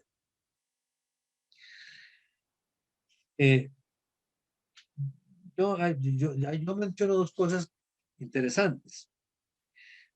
Se dice que San Francisco de Asís ha sido el santo que más se ha identificado con Jesús, el que más encarnó todas las bienaventuranzas que vivió. Y hay un librito que es clásico de la vida de San Francisco, que se llama La sabiduría de un pobre. Es un librito pequeñito, ¿verdad? Tendrá unas 200 páginas chiquitas, pero es una belleza. La sabiduría del pobre. Como San Francisco le llamaban el evangelio viviente, porque era Jesús viviente. Y ese es un aspecto. Otro aspecto que yo a veces digo es que se escribieron 4 evangelios. Los 4 evangelios nos presentan a nosotros las enseñanzas de Jesús y las obras de Jesús. Jesús nunca hablaba de memoria. Jesús lo que decía, lo hacía. Era una coherencia total entre su pensamiento y su quehacer, ¿verdad? Su actuar. Entonces, si los evangelistas captaron las obras las enseñanzas de Jesús y las obras de Jesús y las escribieron, cada cristiano debería escribir el evangelio de Jesús. O sea, escribir un 5º evangelio con su vida. Qué bonito sería eso, ¿verdad? De que nosotros aceptáramos también las enseñanzas de Jesús en nuestra vida, que también las pusiéramos en práctica. Ahí vamos nosotros ahí escribiendo la buena noticia, que es el evangelio, nueva buena noticia, y que nosotros seamos aquellos que, como dice San Pablo, seamos olor de Cristo para los demás, olor de Cristo, que vean en nosotros realmente alguien diferente. El cristiano no es del montón. Por eso los cristianos, los santos son escasos. ¿Por qué? Porque son gente que llama mucho la atención. Vean, la Madre Teresa de Calcuta fue una mujer que fue lumbrera en el mundo entero. Hasta los ateos veían en esa mujer extraordinaria. Tanto es así que le dieron el Premio Nobel de la Paz. Es la única mujer pobre, sencilla, que le dieron el Premio Nobel de la Paz. ¿Por qué? Por el amor a los demás, a los más pobres de entre los pobres. Pero más todavía, ha sido la única, después de los papas, que la han llamado a hablar a las Naciones Unidas. Madre Teresa, una mujer sencillísima, que, bueno, ya se ve en las fotografías, ¿verdad? Ahora es santa. Pero conociéndola personalmente, uno decía, pero esta mujer no mata ni una pulga. Es decir, pero cuando hablaba, uno dice, esta mujer está hablando en nombre de Dios. Es una mujer de Dios. No puede ser algo. Por eso llamó la atención a todo el mundo.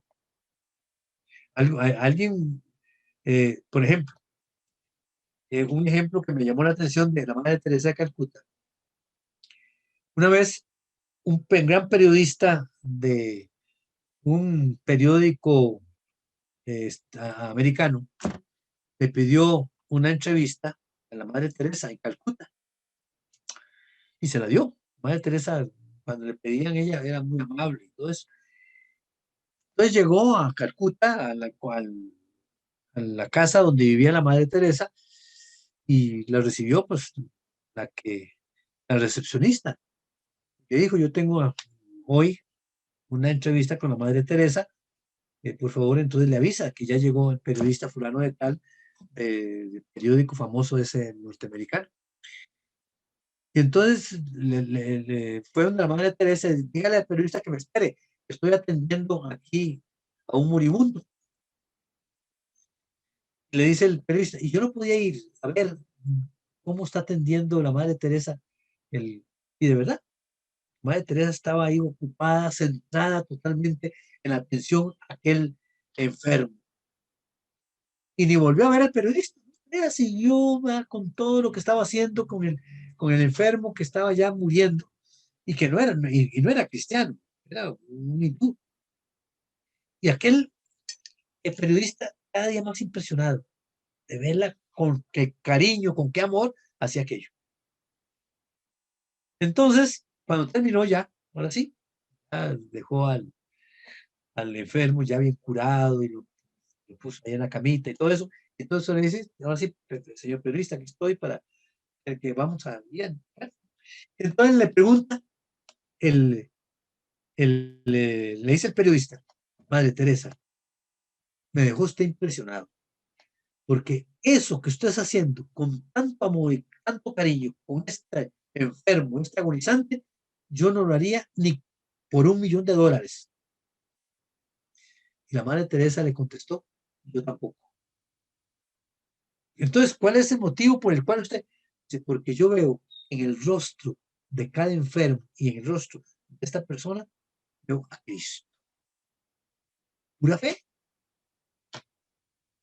Ese es el sentido de identificarse con Cristo el Señor. En los evangelios, ciertamente encontramos a personas que son bienaventurados, ¿verdad? Y se repiten. Por ejemplo, ¿quién la más bienaventurada del evangelio? Pues la Virgen María. Bienaventurada tú porque creíste, le dice Isabel. Bendita tú porque recibiste como madre al Hijo de Dios. Es decir, hay una serie, ¿verdad?, de bienaventuranzas dirigida a María. María es la bienaventurada, es la dichosa.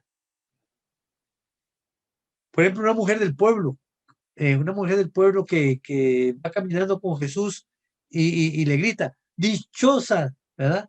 Dichosos los pechos que te amamantaron. Así, llama a María dichosa, bienaventurada. Y Jesús le contesta, pero más dichosos son aquellos que escuchan la palabra de Dios y la ponen en práctica. Más dichosos. Ciertamente, mi madre es dichosa, pero también son dichosos los que escuchan la palabra de Dios y la ponen en práctica. Entonces, ahí también estamos entrando nosotros en esa dicha. También a los discípulos les desea Jesús una dicha y una bienaventuranza. Bienaventurados son sus ojos porque ven y sus oídos porque oyen en estos momentos lo que ustedes ven y lo que están oyendo. Es otra bienaventuranza para todo el grupo de discípulos. Y también le da una bienaventuranza propia a Pedro. ¿Ah? Cuando Pedro le dice, tú eres el Hijo de Dios vivo, tú eres el Mesías, que es un acto de fe, ¿verdad?, que hace Pedro. Y entonces Jesús le dice, bienaventurado tú, Simón, hijo de Jonás, porque eso no te lo ha revelado ni la carne ni la sangre, sino mi Padre que está en los cielos. Por lo tanto, la dicha de Pedro está en haber reconocido y confesado a Jesús como el Mesías de Dios. Cada vez que nosotros reconocemos a Cristo, el Señor, como nuestro Salvador, somos dichosos. Ahí está la promesa. De tal manera que Jesús nos dio promesas a nosotros de felicidad por todo lado. Y las centralizó en las bienaventuranzas. Claro, ahora viene la pregunta. Entonces, ¿qué dicen las bienaventuranzas? Yo creo que cada bienaventuranza debe suscitar en nosotros algunas actitudes fundamentales y algunas acciones concretas en nuestro comportamiento cristiano. Si las bienaventuranzas no son principios ideales, sino son principios para vivir. De tal manera entonces que esto es lo que vamos a ver la próxima vez, porque ya falta un cuarto y vamos, la próxima vez, ya cada una de las bienaventuranzas, cuáles son las actitudes y qué es lo que tenemos que vivir. Como encuentro con Cristo, ¿verdad? Y así vamos entonces desglosando. Entonces, para la próxima vez vamos a ver cada una de las bienaventuranzas muy brevemente, como digo, hay libros de especialistas solo las bienaventuranzas. Yo conozco un libro de un profesor de Salamanca, ¿verdad? Que daba un curso, como digo, de un semestre, pero es un libro de unas 400 páginas. Solamente, claro, él ahí arroja toda la riqueza teológica que tiene cada bienaventuranza. Pero eso no lo vamos a hacer nosotros, pero sí, por lo menos ya para nuestra espiritualidad, para nuestra vida. Entonces, en estos minutos que nos quedan, si hay también algún comentario de parte de ustedes, alguna pregunta, con mucho gusto. Monseñor, donde ¿Sí? usted dice que las bienaventuranzas no son ideales, también se pueden, digamos, son como complemento de los mandamientos, o no, Esa es una pregunta muy, muy interesante que está haciendo usted. Lucrecia se llama. Sí, señor, Lucrecia. Lucrecia. Es una pregunta interesante. Es decir, hay que distinguir lo siguiente. Los mandamientos, el decálogo, son todos los criterios de comportamiento en general para todos los seres humanos. Como digo, si un ser humano quiere realmente vivir humanamente hablando como un ser humano, no como una bestia, como un animal, tiene que cumplir los mandamientos.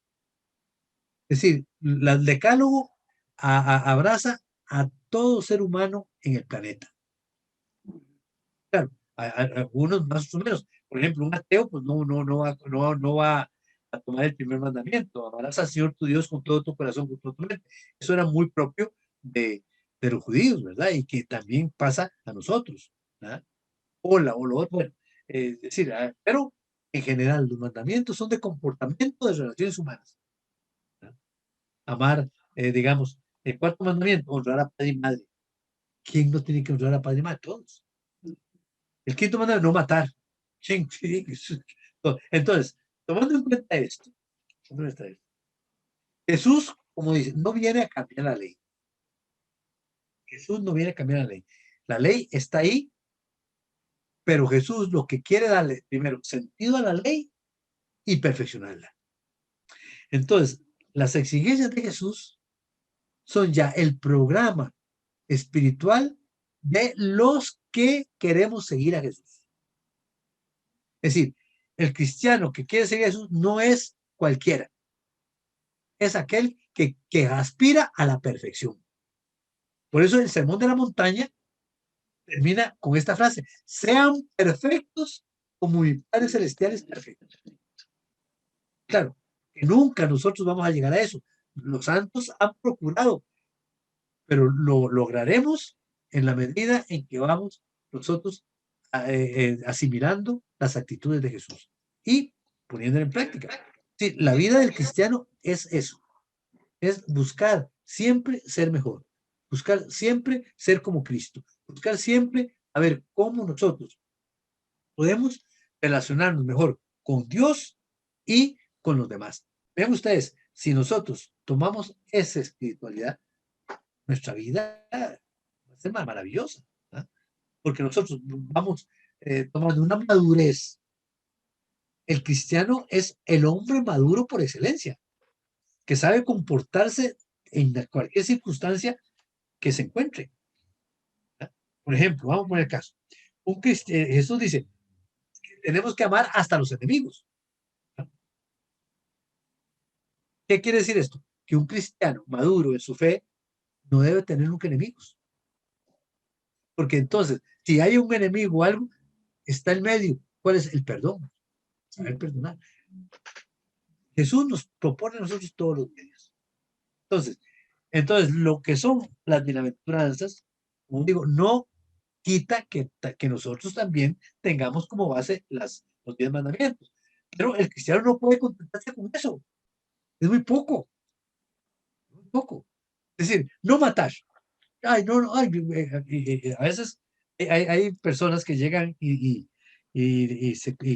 comienzan diciendo, bueno, padre, yo pecados así yo no tengo. Por ejemplo, yo no mato, yo no robo, yo no hago mal. Entonces, eh, matar no es, digamos, el nivel de comportamiento de un cristiano. No, yo, no solamente, es que uno no puede, no solamente es matar físicamente, puedo matar con la crítica, yo puedo matar con el odio, yo puedo matar eh, con la venganza, yo puedo matar en que yo margino a una persona. ¿Por qué? Porque yo lo separo de mí. Matar es cuando entonces matar físicamente es desaparecer a la persona, pero cuando yo tengo un odio, yo estoy desapareciendo de cierta forma a la persona, psicológicamente, ¿verdad? No físicamente, pero psicológicamente sí. ¿Verdad? Y aquella persona que yo odio, si yo la veo que viene de frente mío, yo cambio de camino, porque no quiero encontrarla, entonces la estoy ya marginando. Ven ustedes, entonces el no matar para Cristo implica algo mucho más, implica todo lo que es la fuerza del amor. ¿Eh? Es decir, es ya el tender a ser perfecto, ¿verdad? Nunca lo vamos a lograr, ¿verdad? Los santos siempre han hecho, todos nosotros podemos ser santos, vamos a ser santos un poquito, pero vamos creciendo. ¿Verdad? Y qué bonito que al final, pues, nosotros hemos avanzado una pulgada en santidad, bendito sea Dios, otros avanzarán 3, otros 4, ¿verdad? Pero que sí, nos preocupemos. Por eso tenemos que nosotros llegar a identificarnos con Cristo. Bueno, ¿algo más? Tal vez uno no avanza una pulgada a veces, pero es lindo cuando uno se da cuenta que avanzan, que sea un poquito, ¿verdad?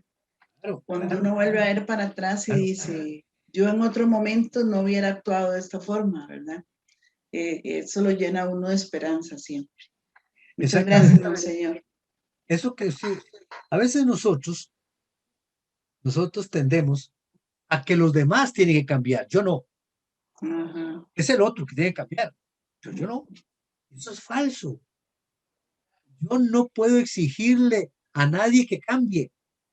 Yo soy el que tengo que cambiar. En una ocasión, dirigí un poquito un matrimonio y lo primero que fue, pues, escuché a la esposa y entonces la esposa le echaba todas las culpas al marido. ¿Va? Es que mi marido es esto, es que mi marido es lo otro, y lo ponía por el suelo, ¿va? Por el suelo. Y entonces comencé yo, pues, a escucharla a ella y entonces cuando al final le digo yo, vea, digo, tal vez, no, entonces que es que el marido tiene que cambiar, es que yo no puedo vivir con él por él. No, usted va a cambiar de actitud y va a cambiar de actitud ante su marido, porque usted también, ante las situaciones de él, usted le responde de la misma manera. Entonces, esto no soluciona nada. Entonces le di algunas orientaciones así, sencillas, usted ante esto, haga esto y esto. O sea, usted, por ejemplo, cuando su marido está enojado, quédese callada. Porque sabe usted que si usted le habla, se exalta más. Debe conocerlo. Entonces, calladita. Calladita es mejor. Y así detallillos que, de lo que me había dicho ella. Allá como a los 8 días, me dice, mira, padre, ¿cómo ha cambiado mi marido? Digo, no, él no cambió, usted la que ha cambiado. Usted siguió, ¿verdad? Sí, sí, es que usted lo que usted me dijo, pero cambió él. Ah, bueno, ve, usted con su actitud ha hecho cambiar a los demás, porque nosotros somos los que tenemos que cambiar en relación con los demás. Si yo tengo que conocer al otro, el otro es así, bueno, ¿para qué yo voy a torearlo como decimos nosotros? No, no, no, dejémoslo. Si usted torea a una serpiente, se le viene encima. Sí, la torear, como es, así se llama, torear. Pero no, no, o sea, ya lo conozco, pero cuando tome esta actitud, tranquilo, tranquilo. Es decir, entonces, el Señor nos dice, es lo que se llama la conversión. Yo soy el que tengo que convertirme, no es el otro, yo, porque yo soy el responsable ante Dios y soy responsable ante mí mismo. La felicidad no está fuera de mí, como decía aquel, el autor ¿verdad? Roger, no, no está fuera de mí, está dentro de mí mismo y sobre todo está cuando estoy en relación con Dios. ¿Eh? ¿Algo más?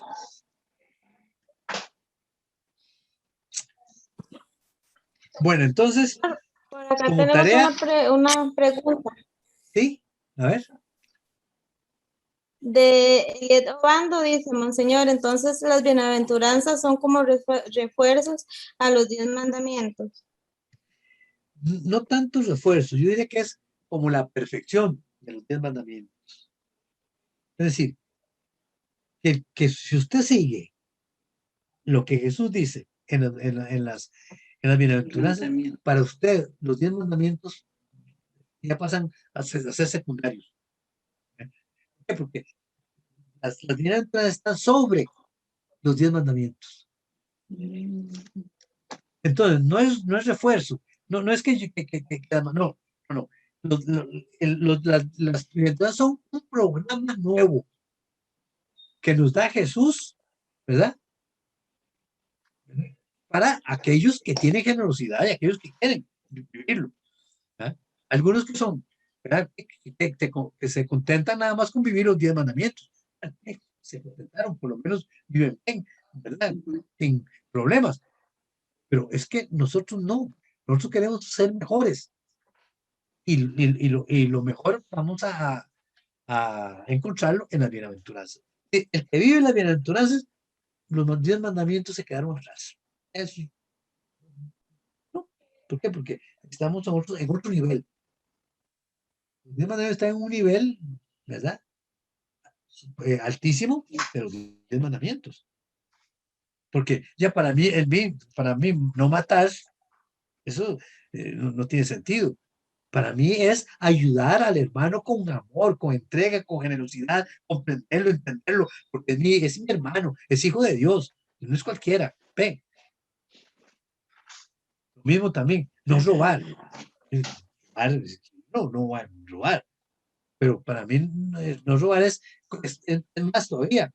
Es también compartir los bienes con los demás, es tratar de ayudar a los demás. Sí, hay un montón de cosas, ¿verdad? Más que el mandamiento. Bueno, bueno, cuando veamos cada una van viendo ustedes cómo nos va ayudando un poquito Jesucristo en ese sentido. Bueno, otra cosa, pues ya terminamos. Entonces, como tarea les ponga, léanse ustedes el capítulo, ¿verdad? El capítulo 20, ¿qué dije? 20, el capítulo de las bienaventuranzas, ¿verdad? Capítulo 5 de Mateo 1. Pues ojalá que se puedan leer todo el Sermón de la Montaña, que son 2 capítulos, ¿verdad? 5, 6 y 7. 5 y 6, ¿verdad? Que termina con esa frase, ¿verdad? De Mateo. Sí, que termina con esa frase. Sean perfectos como mi Padre Celestial es perfecto. Y Jesús cierra eso que es como el corazón del Evangelio. ¿Verdad? Bueno, entonces nos vemos mañana. Vamos a poner esto en manos de la Virgen María, nuestra Madre, ¿verdad? Que estamos celebrando ahora su novena, para que ella, la bienaventurada por excelencia, nos contagie, no del virus, sino de la bienaventuranza ella, que ella vivió plenamente. ¿Por qué? Porque era aquella que estaba cerca de Dios, vivió a Dios, y por supuesto con Cristo. Bajo tu amparo y protección nos acogemos, Santa Madre de Dios. No desprecies nuestras súplicas en nuestras necesidades, antes bien líbranos de todos los peligros, oh Virgen siempre gloriosa y bendita. Amén. Reina de los ángeles, ruega por nosotros, y que la bendición de Dios Todopoderoso, del Padre, del Hijo y del Espíritu Santo, descienda sobre ustedes, sobre sus familias y los acompañe siempre. Nos vemos entonces, de hoy en 8, si Dios quiere. Sí, Dios lo permite. Ahora, Muchas y por el gracias. mismo canal. Muchas Que gracias, Dios los Padre. bendiga. Monseñor. Participemos ahora en la novena de la Virgen, no se olviden. Están transmitiéndolo muy bonito. ¿Sí? Sí. ¿Qué me iba a Muy decir? lindas las charlas y todo. Sí. Bueno, esperamos que sí. Gracias. Buenas noches, gracias. Buenas noches a Bueno, todos. buenas noches a todos. Dios los bendiga. Chao.